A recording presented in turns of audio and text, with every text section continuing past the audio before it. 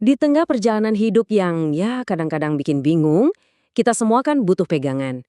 Nah, hari ini kita mau bahas sesuatu yang keren banget. Gimana kalau Al-Quran itu kita anggap sebagai kompas kehidupan? Sebuah petunjuk yang nggak akan pernah kedaluarsa. Yuk kita bedah sama-sama. Coba jujur deh, pernah nggak sih ngerasa kayak, aduh saya harus kemana nih? Kayak lagi di persimpangan jalan, bingung mau belok kiri atau kanan. Nah, perasaan kayak gitu, itulah yang jadi pintu masuk kita ke pembahasan kali ini. Jadi, inilah dia konsep utamanya. Kompas kehidupan. Coba bayangin deh, Al-Quran itu bukan cuma buku yang kita baca, tapi lebih kayak GPS spiritual. Alat navigasi super canggih yang khusus dirancang buat nuntun kita melewati badai-badai kehidupan. Oke, pertanyaannya sekarang gimana sih cara kerja kompas ini? Nah, prinsipnya simple banget. Kita tuh tidak pernah ditinggalin sendirian tanpa arah. Tuhan sudah menyediakan petunjuk yang super jelas. Ayat ini, wah ngena banget. Coba kita perhatikan ya, Al-Quran itu fungsinya banyak. Sebagai penjelas segala sesuatu, sebagai petunjuk, sumber rahmat, dan pembawa kabar gembira. Jadi ini bukan sekedar buku aturan, tapi benar-benar paket lengkap buat hidup kita. Nah, di sini ada kata kunci yang penting banget, jalan yang paling lurus. Bukan cuma jalan yang lurus ya, tapi yang paling lurus. Artinya apa? Ini tuh jalan pintas terbaik, paling efisien, paling tepat sasaran, persis kayak kompas yang akurat banget. Intinya begini, ini bukan cuma soal dibaca terus selesai, enggak. Al-Quran itu dirancang buat jadi alat praktis, semacam kacamata yang kita pakai setiap hari buat bisa bedain dengan jelas mana yang benar dan mana yang salah dalam setiap keputusan, besar atau kecil. Oke, teori emang bagus.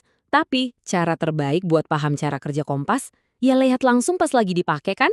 Nah, sekarang kita bakal masuk ke beberapa kisah luar biasa dari orang-orang yang memakai kompas ini di tengah ujian hidup yang paling berat. Kita mulai dari kisah Nabi Yusuf. Ini gila banget sih perjalanannya. Coba deh bayangin. Pertama, dibuang sama saudaranya sendiri ke sumur. Terus dijual jadi budak, difitnah pula. Belum selesai, masuk penjara bertahun-tahun, padahal nggak salah apa-apa. Bener-bener dari titik terendah. Tapi, di setiap fase kelam itu, dia nggak pernah lepas dari kompasnya. Sampai akhirnya dia bangkit jadi pejabat tinggi. Nah, dari perjalanan yang luar biasa itu, ada 3 penunjuk arah penting yang bisa kita ambil. Pertama, sabar itu bakal ngangkat derajat kita. Kedua, memaafkan itu ternyata jalan terbaik. Dan ketiga, yang paling penting, di balik setiap kesulitan pasti ada kemudahan. Ini bukan cuma motivasi ya, ini strategi hidup yang udah terbukti. Setelah kesabaran, kita pindah ke kisah lain yang gak kalah dahsyat. Kisah Hajar. Ini contoh sempurna soal keseimbangan antara dua hal.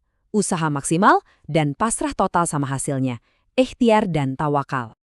Ingat kan pas Hajar lari bolak-balik antara Bukit Safa dan Marwah buat cari air? Dia nggak cuma diam dan berdoa nunggu keajaiban turun dari langit. Enggak. Dia berusaha sekuat tenaga. Itu ikhtiarnya. Baru setelah usahanya mentok, dia tawakal. Dan hasilnya luar biasa. Air Zam-Zam muncul. Pelajarannya jelas banget. Setiap tetes keringat perjuangan kita, itu nggak akan pernah sia-sia. Oke, tadi kita udah bahas soal cobaan pribadi.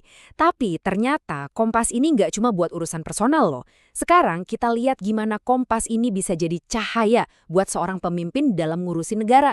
Levelnya naik nih. Contohnya adalah Khalifah Umar bin Abdul Aziz.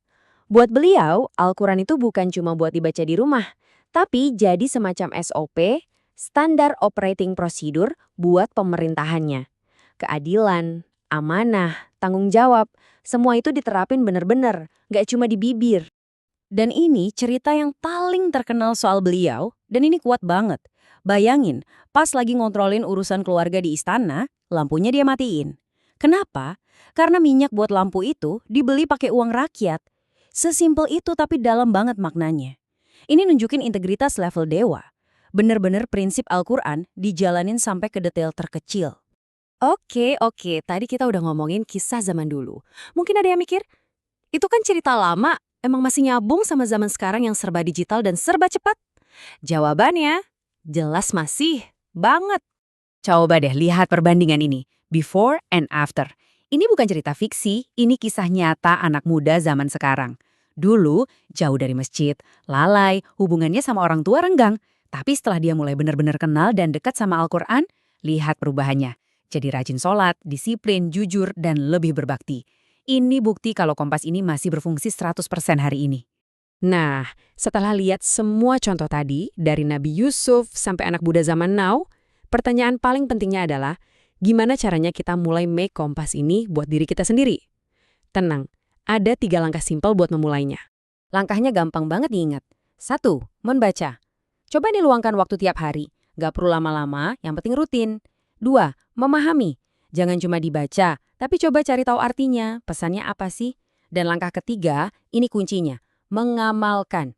Ilmunya dipraktekin dalam kehidupan sehari-hari, jadi nggak cuma di kepala, tapi jadi perbuatan. Pada akhirnya kesimpulannya cuma satu. Petunjuk hidup yang paling sejati, yang paling akurat itu bukan dari kata orang, bukan dari tren, tapi langsung dari sumbernya, dari Tuhan yang paling tahu luar dalamnya hidup ini. Jadi sebagai penutup saya mau kasih satu pertanyaan buat kita renungin bareng-bareng. Coba bayangin, Al-Quran ini beneran kompas di tangan Anda. Sekarang juga. Dengan semua masalah atau pilihan yang lagi Anda hadapi hari ini, kira-kira jarum kompas itu nunjuk ke arah mana? Coba deh dipikirin.